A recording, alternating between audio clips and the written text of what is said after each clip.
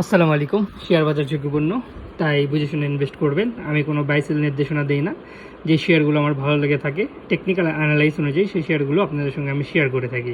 বিগত ভিডিওগুলো দেখবেন যে আমার শেয়ারের অ্যাকুরেসি কতটুকু, এটা একটু দেখে নেবেন, তাহলে বুঝতে পারবেন। আচ্ছা, আজকে আমি কিছু শেয়ার নিয়ে কথা বলবো। মার্কেট রবিবার থেকে হয়তো ঘুরতে পারে, আমার প্রেডিকশনে যা বলে। তো এর মধ্যে কিছু শেয়ার আছে যে শেয়ারগুলো আপনারা দেখতে পারেন সামনের সপ্তাহে এই শেয়ারগুলো ভালো করতে পারে। কোনো শেয়ারই আমি কোনো দরবেশ না যে এই শেয়ার ভালো হবে ওই শেয়ার ভালো হবে। টেকনিক্যাল অ্যানালাইস অনুযায়ী যেই শেয়ারগুলো ভালো হবে সেটাই আপনাদের সঙ্গে আমি শেয়ার করি। তো আমি আজকে শেয়ার করব সর্বপ্রথম এমএল ডাইন। আমি এর আগেও দিয়েছিলাম, আজকেও দিচ্ছি। দেখেন এখানে একটা ডোজি ক্যান্ডেল করেছিল, আচ্ছা করুক, সমস্যা নাই। তো সে বর্তমানে এখন রিটেস্টে আছে এবং আমরা যদি একটু ফিবোনাচি দিয়ে দেখি তাহলে ওর জন আছে। আমরা যদি এখানে দেখি 16 টাকার ঘরে, তো এখান থেকে মার্কেট ঘুরতে পারে, নয় আর একটু কারেকশন করবে, 11 টাকা পর্যন্ত কারেকশন করতে পারে, বা এখান পর্যন্ত কারেকশন করতে পারে। যদি আমরা দেখি এখানে একটু এখান পর্যন্ত আসতে পারে, অর্থাৎ আমরা যদি 12 টাকার ঘরে দেখি 12 টাকার ঘরে আসতে পারে। যদি 12 টাকার ঘরে আসে এখানে আপনি নিতে পারেন, বা এখান থেকেও মার্কেট ঘুরে দাঁড়াতে পারে। টেকনিক্যাল অ্যানালাইসিস অনুযায়ী এই শেয়ারটা খুব ভালো আছে।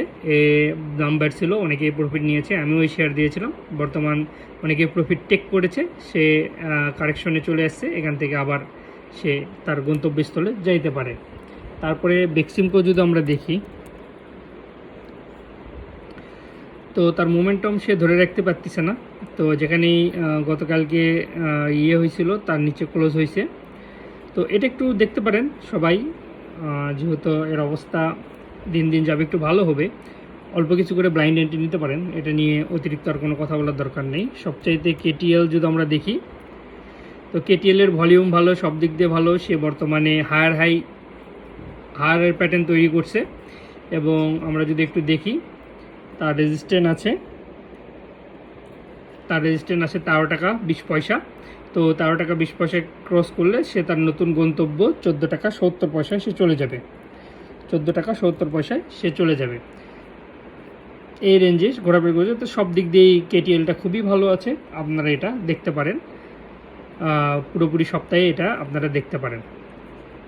আর আবারও বলি, আমরা শেয়ার যত নিচে কিনতে পারবো তত ভালো, এবং যত উপরে সেল করতে পারবো তত আমাদের জন্য প্রফিট। কখনও যেটার দাম টোটালি হাই চলে গেছে সেটা কোনো সময় কেনা থেকে বিরত থাকুন। যতই কেউ বলুক যে এটা কিনবেন, এটা কিনা হবে না, এটা মানে এটার থেকে দূরে রাখুন, মানে পুরোপুরি দূরে থাকুন। যখন এখানে হায়ার হাই, এই মার্কেটে যারা কিনছে এখান থেকে পড়ে গেছে, এই হায়ার হাই যে কিনছে পড়ে গেছে, এই হায়ার হাই যে কিনছে পড়ে গেছে। কিন্তু রেজিস্ট্যান্স যখন ব্রেক করতেছে, এটা রেজিস্ট্যান্স যখন ব্রেক করবে তখন আমরা দেখব এখান থেকে তার গন্তব্য কত, লাস্ট যেখানে ঠেকবে এটার তার সেকেন্ড রেজিস্ট্যান্স আছে। এখানে যখন আসবে তখন সবাই দেখবেন সেল দেওয়া শুরু করে দিচ্ছে। দেখেন আমরা এখানে যদি নেই, তাহলে এখানেও তো একজন কেউ নিছে, তাই না? এখানেও একজন কেউ নিছে, এখানেও একজন কেউ নিছে। তো এখানে 10 টাকায় যাই নিছে, তাই তো মনে করেন 13 টাকা 12 টাকা 14 টাকায় তো সেল করেই দিবে। তো মার্কেট একটু নিচে আসবে, পরে আবার কারেকশন হবে। ঠিক মার্কেট এভাবেই ওঠে।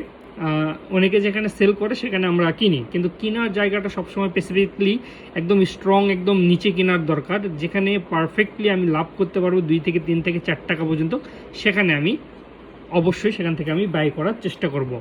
এই সপ্তাহে জিজিবি এটা আরেকবার দিয়ে আমি এই শেয়ারটা আমার কাছে এখনও খুব ভালো পজিশনে মনে হইতেছে। সে কারেকশনে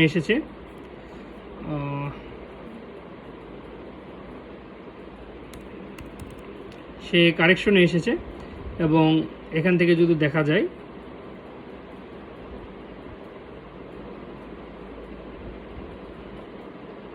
সো কারেকশন এসেছে, হয়তো আরেকটু কারেকশনে যেতে পারে। এখানে আপনার ব্লাইন্ড এন্ট্রি নিতে পারেন, এবং এটা পরবর্তী সময়ে আরও বাড়ার সম্ভাবনা আছে।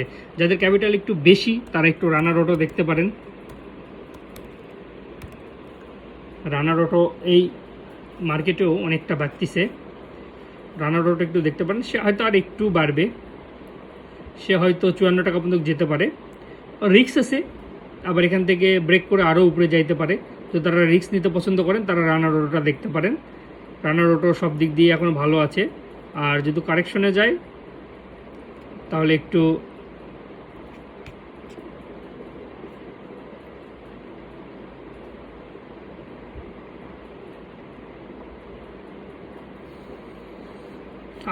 টাকা, 48 টাকার মধ্যে জুতো আছে। আপনি ম্যানেজমেন্ট করে কিনতে পারবেন, সমস্যা নেই, ম্যানেজমেন্ট করেই কিনতে পারবেন। যারা ম্যানেজমেন্ট করে শেয়ার কিনেন তারা কোনোদিন ঠকেন না বা শেয়ারে লস করেন না, তাদের পোর্টফোলিও কোনোদিন মাইনাস হয় না।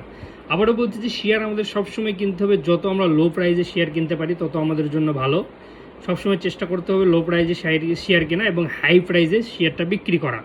আবারও বলছি, আমি কোনো ব্যয়শীল নির্দেশনা দিই না, যে শেয়ারগুলো আমার ভালো লেগে থাকে সেই শেয়ারগুলো আপনার সঙ্গে আমি শেয়ার করে থাকি। আমার ভিডিও যদি ভালো লাগে অবশ্যই